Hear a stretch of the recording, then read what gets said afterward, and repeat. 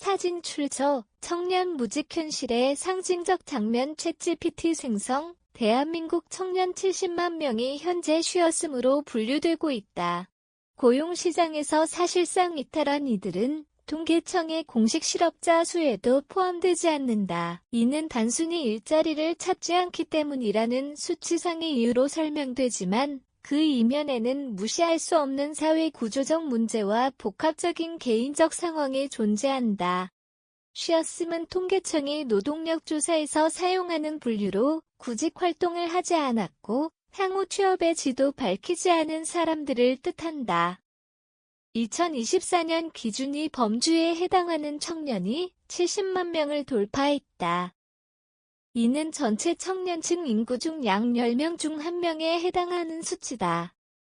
그러나 이들 청년은 단순한 게으름이나 무의욕으로 몰아가기에는 복잡한 현실에 놓여 있다.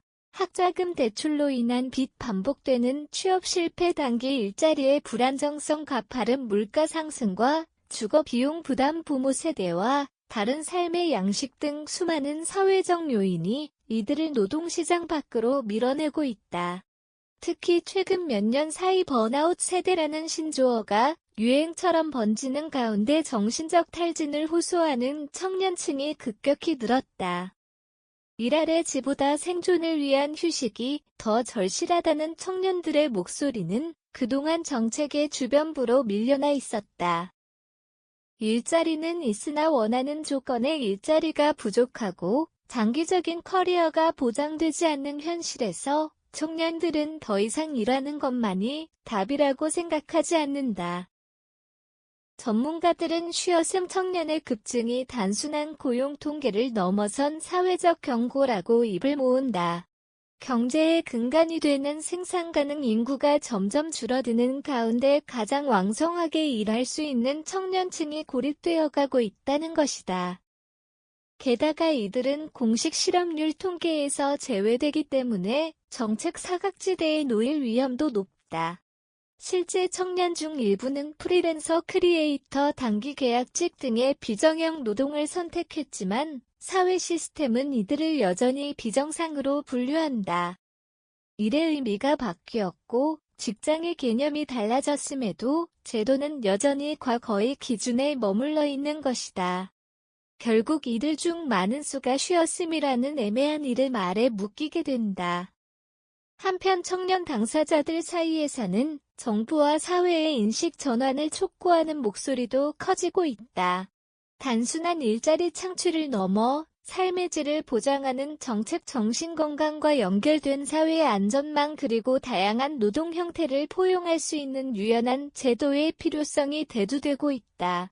청년 70만 명이 쉬었음 상태로 분류되고 있는 현상은 단순한 무직 상태를 넘어선 사회적 경고이다.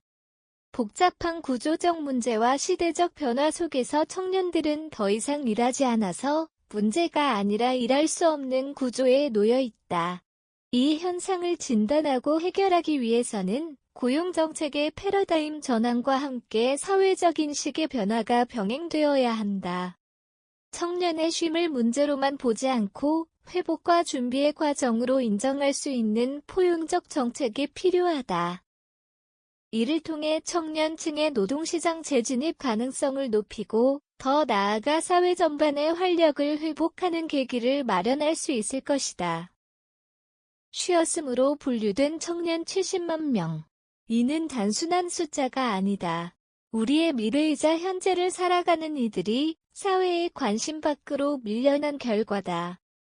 고용지표 뒤에 숨은 현실을 직시하고 청년 개개인의 삶의 궤적을 존중하는 정책적 접근이 절실하다.